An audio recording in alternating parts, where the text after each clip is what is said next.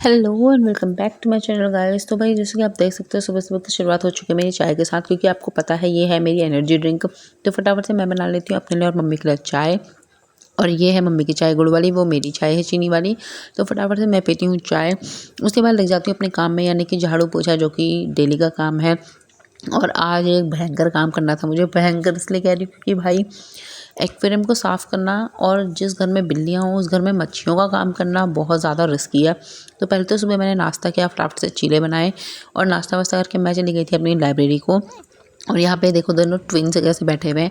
तो मैंने अपनी एक्टिवा निकाली और फटाफट चल दी लाइब्रेरी। और यहाँ पढ़ने के बाद भाई साहब दिमाग तो ऐसा हो जाता है कि इसको रिफ्रेशमेंट की ज़रूरत पड़ती है। फिर चली गई थी मैं पार्लर, क्योंकि मुझे बनाने थे आईब्रो।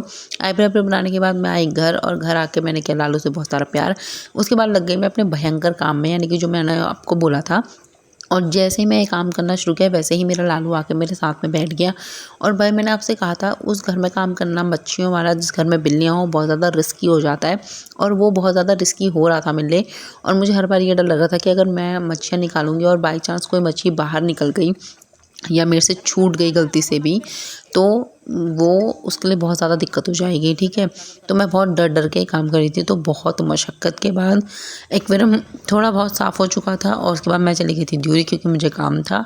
उसके बाद मैं जैसे ही पूजा करने आई, ये दोनों ही मेरे गण वहाँ पे पहुँच चुके थे और ये एक्वेरियम थोड़ा बहुत साफ़ हो चुका है।